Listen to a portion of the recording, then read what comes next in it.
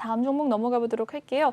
다음 종목은 펄어비스입니다. 메타버스 엔터사인 하이퍼리얼이 300만을 투자한다. 그리고 외국인의 순매수 속에서 오늘 강세 행진 보였는데요. 6.7% 상승을 했네요. 펄어비스는 11만 200원에 마무리가 되었습니다. 장중에 고가는 11만 1,700원까지 오르기도 했고요. 장 종가는 11만 200원에 마무리가 된 펄어비스. 전문가님, 이 메타버스 엔터사에 투자를 또 하면서 오름세를 보였습니다. 메타버스와 또 게임주 두 가지의 호재가 겹친 것 같은데 어떻게 생각이 드십니까? 네, 정말 펄어비스 배가 아픈 종목입니다. 일단은 좀 배가 그렇습니까? 아픈 종목이고. 보고 계셨습니까? 보고 있었다기보다는 네. 굉장히 저는 이제 여기에 대한 이 회사를 믿고 굉장히 좀 잘 버티고 있었거든요. 네. 이 펄어비스를 끌고 가고 있는 이 대주주. 네, 이분의 굉장히 대표죠. 네, 네. 이분의 마인드가 굉장히 좀 멋지신 분이에요. 그래요? 정경인 대표님. 그렇죠.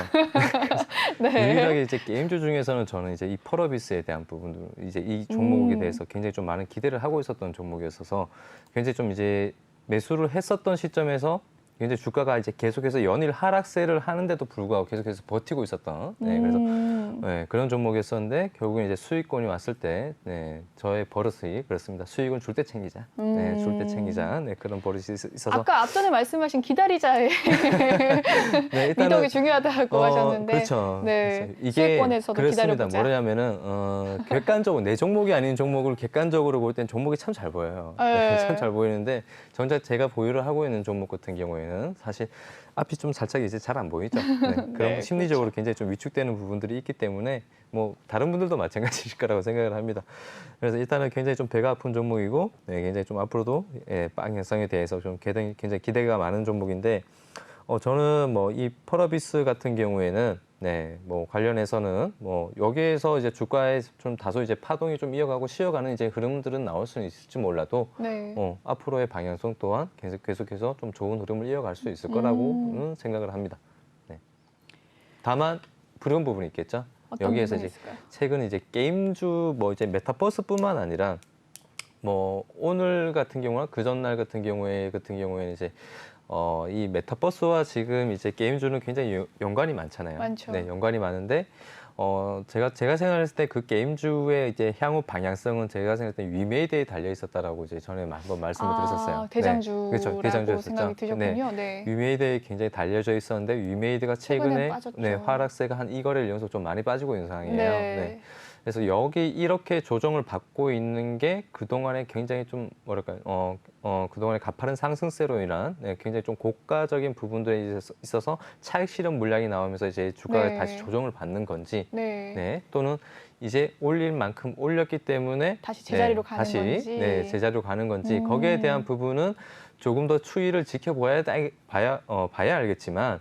지금 같은 경우에는 뭐 그 동안의 게임주도 뭐 위메이드를 따라서 또는 이제 카카오 게임즈를 따라서 관련해서 뭐 이제 YJ 게임즈나 뭐 그 여타 이제 다른 게임주들이 이제 테마주로 이제 같이 성장을 했었잖아요. 같이 올라가고 정작 관련이 없을 수도 있는데 거기서 테마의 흐름을 따라서 같이 올라갔었는데 지금 같은 경우에는 여러분들이 만약에 게임주를 본다라면은 이제 구분을 좀 하셔야 될 때 아닌가 생각이 됩니다. 정작 이제 정말 이제 기대가 있고 매출이 계속해서 좀 증가를 할 수 있고 앞으로의 성장 동력이 좀 충분한 그런 이제 튼튼한 회사 쪽으로 관심을 가져보시는 것도 좋을 것 같고 그리고 그와 관련해서 이제 펄어비스는 제가 생각할 때는 그런 기대치에 충분히 만족을 시켜줄 수 있는 그런 종목인 것 같다. 그리고 다만 이제 여기에 대한 어떤 그런 기대치가 지금 시점에서 뭐 게임주들이 다소 이제 좀 조정을 받아가는 그런 이제 흐름들이 나온다라면은 관련 종목 같은 경우에도 결국에는 주가의 어떤 상승과 하락을 이제 점치는 거는 수급적인 부분이에요.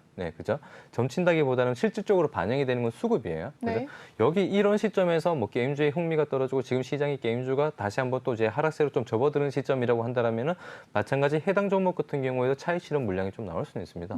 차익 실현 물량이 나올 수는 있지만 제가 생각할 때 기업적인 부분, 기업만 보자면은 충분히 괜찮은 회사이기 때문에 여러분들이 혹시나 이제 보유를 하고 계신 분들 같은 경우에는 마찬가지 시장의 흐름들과 같이 이제 좀 따라가시면서 어느 정도 수익권이 오신다라면은 좀 이제 수익 실현을 좀 해주시고 그리고 나머지 물량은 기업을 보면서 조금은 이제 기다려보는 게 좋을 것 같다. 이렇게 말씀을 좀 드리겠습니다. 네, 펄어비스에 대한 이야기 남겨주셨는데요. 전문가님께서 펄어비스에 대한 기업 연구를 좀 많이 하신 것 같습니다. 네, 재무제표나 이 기업 대표님에 대해서 더 잘 알고 계신 것 같은데 최근에 이 게임주가 이 전문가님 말씀처럼 메타버스와 또 연결이 돼서 또 오름세가 있고 가는 만큼 게임주가 가기 때문에 안 갈 종목도 또 갔다라는 이야기도 해주셨는데 최근에 또 NC소프트가 신작이 리니지 W가 나오면서 급하락을 했어요. 맞습니다. 네, 또 한국에서 이제 구글 플레이 매출 4위를 기록하면서 네. 사실상 어떻게 보면 좀 실패가 아닌가라고 했는데 오늘은 다시 상승세를 보였습니다. 어제 굉장히 많이 하락을 한 모습이었고요. 오늘 4.8% 좀 상승을 보인 가운데 어떻게 보십니까? 이제 옥석 가리기가 시작이 되는 건가라는 생각도 들고요. 그렇죠. 뭐 네. 일단은 뭐 NC소프트 같은 경우에는 최근에 뭐 그러한 어떤 이제 기업적인 뭐 이제 게임적으로 본다라면은 뭐 제가 전에도 한번 말씀을 드렸었나 모르겠는데 네,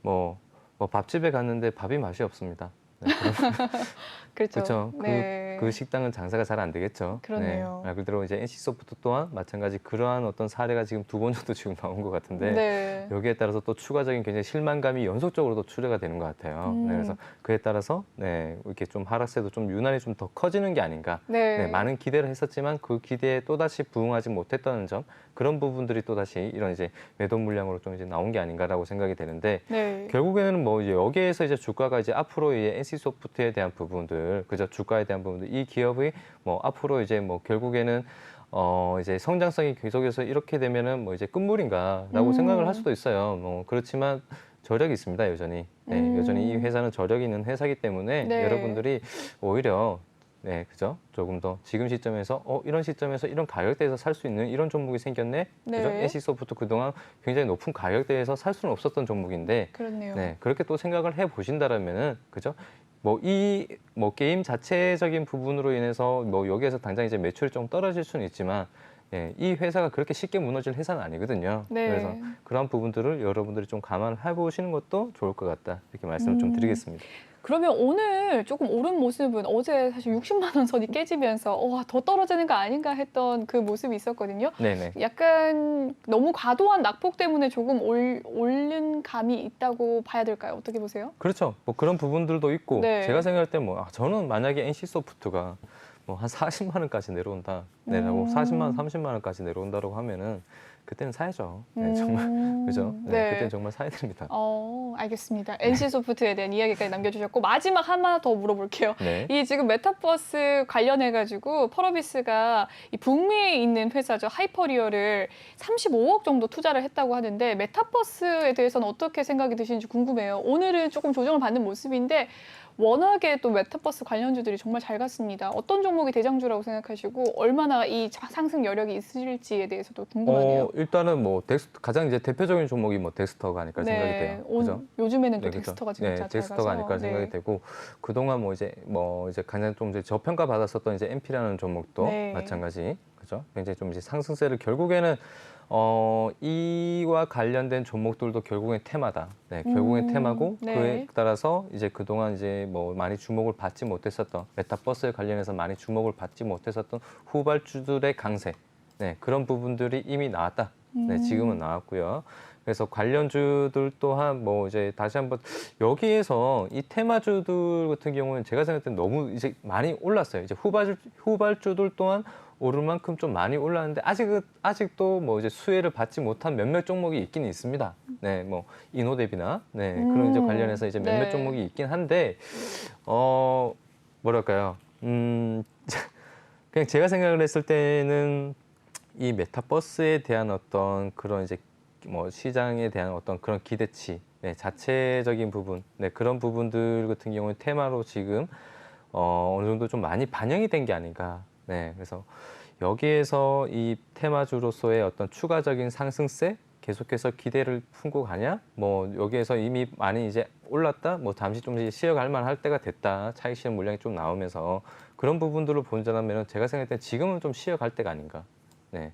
더 이상 이제 뭐 테마가 뭐 크게 뭐 움직일 수 만한 네, 그런 부분들 같은 경우에는 네, 제가 생각할 때는 지금 시점에서는 조금 다소 좀 쉬어가는 흐름이 좀 나올 것 같다. 네, 이렇게만 말씀을 좀 드리겠습니다. 네, 좋습니다. 전문가님, 이 기사 한번 보실까요? 고공행진하는 메타버스, 돈 몰리는 ETF라고 하는데 ETF에 지금 메타버스 그렇죠. 네. 네, ETF에 돈이 지금 많이 몰리고 있는 상황인데 네네. 어떻게 생각이 듭니까? ETF 지금이라도 들어가야 될까요? 네, 많은 분들이 그렇죠.